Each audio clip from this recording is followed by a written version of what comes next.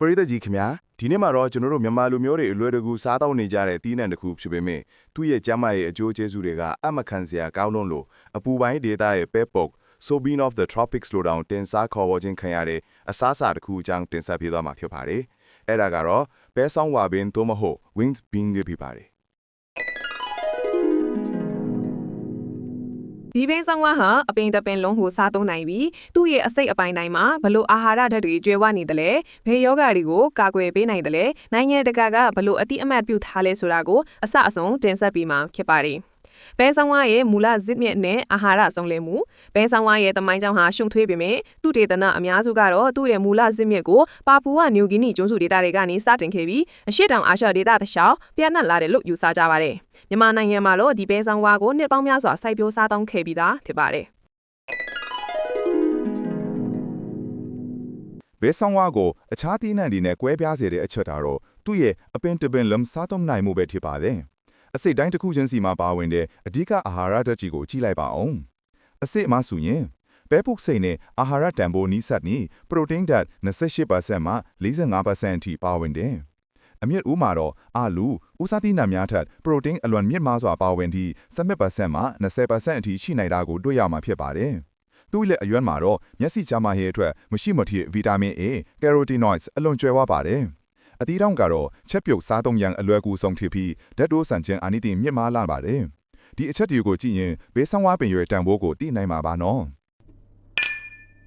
်ဘဲဆောင်ဝါဟာရိုးရှင်းတဲ့အစားအစာတသက်မဟုတ်ပါဘူး။သူမှာပါဝင်တဲ့ဇီဝတက်ကြွချက်ပေါင်းများ bioactive compounds ကြောင့်ရိုးရာဆေးဖက်ဝင်ကွန်တတိများရှိပြီးအောက်ပါကျန်းမာရေးအကျိုးကျေးဇူးများစွာကိုပေးစွမ်းနိုင်ပါတယ်။အာဟာရချိုးတဲ့မှုကောက်ွယ်ခြင်းနဲ့ကိုယ်ခံအားမြင့်တင်ခြင်းပရိုတင်းချိုးတဲ့မှုအတွက်အားစေဘဲဆောင်ဝအစေများနဲ့အမြင့်ဥများတွင်ပရိုတင်းတဲ့အစမတန်ကျွဲဝစွာပါဝင်သောကြောင့်အပူပိုင်းဒေသများရှိကလေးငယ်များ၏အာဟာရချိုးတဲ့မှုကိုဖြည့်ရှင်းရာတွင်အဓိကသောချက်ဖြစ်စေနိုင်ကြောင်းနိုင်ငံတကာသုတေသနများဥပမာ ICUDP တိရိလင်္ကာသုတေသနစင်တာမှထောက်ပြခဲ့ပါသည်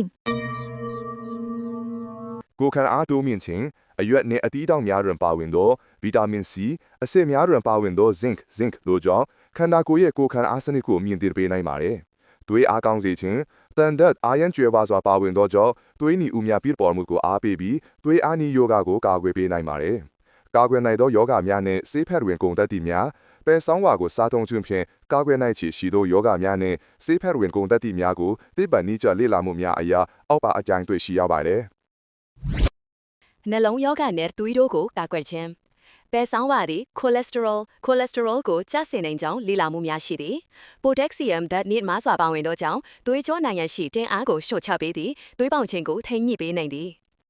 စီးချိုယောဂထိန်းချုပ်ခြင်းပဲဆောင်ဝါတွင်အမြင့်ဓာတ် dietary fiber မြင့်မားစွာပါဝင်ခြင်းကြောင့်သွေးတွင်းတကြားဓာတ်တက်ရောက်မှုကိုနှေးကွေးစေသည်စီးချိုယောဂကာကွယ်ရေးအတွက်ကောင်းမွန်သောအစားအစာဖြစ်သည်ရောင်ရမ်းမှုနဲ့ကင်ဆာကိုဆန့်ကျင်ခြင်းပဲဆောင်ဝါတွင် flavonoids, phenolics စတဲ့တိုးဆန်ခြင်းဖြစ်စီများ antioxidants ပါဝင်သောကြောင့်ခန္ဓာကိုယ်ရှိဆဲများပျက်စီးမှုကိုဖြစ်ပေါ်စေသည့်ရောင်ရမ်းမှုနှင့်ကင်ဆာဆဲများဖြစ်ပေါ်မှုကိုဆန့်ကျင်နိုင်စွမ်းရှိသည်ဟုသုတေသနစာတမ်းများကဖော်ပြသည်ရိုးရာဆင်းဤအချို့တွင်အရွက်ပြုတ်ကြီးကိုအနာအဆာများနှင့်အရေးပြားရောင်ရမ်းမှုအတွက်အသုံးပြုခဲ့ကြသည်ကိုဝင်ဆောင်နှင့်အယိုးကျန်းမာရေး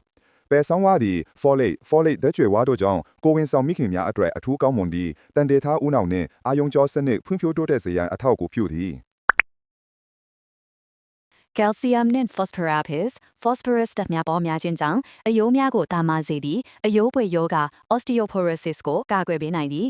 နိုင်ငံတကာမှာအတိအမှတ်ပြုမှုနဲ့သုတေသနအဖွဲ့အစည်းများပဲဆောင်ဝါဟာဒေတာတွင်းသီးနှံတကိုအခိတာမကပဲကမ္ဘာအာဟာရလုံခြုံရေးအတွက်အရေးပါသောသီးနှံအဖြစ်နိုင်ငံတကာကအလေးထားခဲ့ကြပါတယ်အပြည်ပြည်ဆိုင်ရာသုတေသနများ International Council for Development of Underutilized Plants ICUDP ကဲ့သို့သောအဖွဲ့အစည်းများဟာတခုနှစ်လောက်80ပြည့်လို့နှစ်များကတည်းကသီရိလင်္ကာနိုင်ငံတွင်ပဲဆောင်ဝါသုတေသနစင်တာများဖွင့်လှစ်ပြီးအာဟာရဆိုင်ရာအကဲဖြတ်မှုများကိုပြုလုပ်ခဲ့သည်ယနေ့ခေတ်တွင်လည်းအာရှတိုက်ရှိထိုင်းအိန္ဒိယနှင့်မလေးရှားနိုင်ငံများမှတက္ကသိုလ်များနှင့်သုတေသနအဖွဲ့အစည်းများကပဲဆောင်ဝါရင်ဇီဝတက္ကရာဓာတ်ပေါင်းများယောဂကာကွယ်နိုင်စွမ်းနှင့်မျိုးရိုးပြီးဆိုင်ရာလေ့လာမှုများကိုအစဉ်တစိုက်ပြုလုပ်နေစေဖြစ်ပါတယ်ပဲဆောင်ဝါဟာရိုးရာဟင်းလျာဒီမှာမပါမဖြစ်သုံးတဲ့အရသာရှိတဲ့ဘဲတီတစ်မျိုးတင်မဟုတ်ပါဘူးသူရဲ့အစိတ်ပိုင်းအားလုံးကနေပရိုတင်းဗီတာမင်နဲ့သတ္ထုထက်စုံလင်စွာပေးစွမ်းနိုင်တဲ့စူပါအစားအစာစူပါဖုဒ်တစ်မျိုးလည်းဖြစ်ပါတယ် ဒါကြောင့်မို့ပရိသတ်ကြီးအနေနဲ့ကျမကြီးကောင်းကျိုးများစွာပေးစွမ်းနိုင်တယ်မြမမြေထွက်တဘာဝဆေးကောင်းတက်လက်လို့ဖြစ်တဲ့ဘဲဆောင်ဝါကိုမိမိတို့ရဲ့နေ့စဉ်အစားအထုပ်ထဲမှာပုံမှန်ထည့်သွင်းစားသုံးပေးကြလို့တိုက်တွန်းရန်နေကုန်းချုပ်လိုက်ရပါတယ်ကျမကြီးဘဟုတုတများတိုးပွားစေဖို့ကျွန်တော်တို့တူတထွေးလာ YouTube Channel ကို Like Share နဲ့ Comment ပေးခဲ့ဖို့မမေ့ပါနဲ့နော်နောက်ထပ်ဘဟုတုတရစရာအကြောင်းအရာတွေနဲ့မမေ့ပါနဲ့နော်နောက်ထပ်ဘဟုတုတရစရာအကြောင်းအရာတွေနဲ့ပြန်လာခဲ့ပါမယ်ဆက်လက်အားပေးကြည့်ရှိကြပါဦးခင်ဗျာအားလုံးပဲ Goodbye ပါ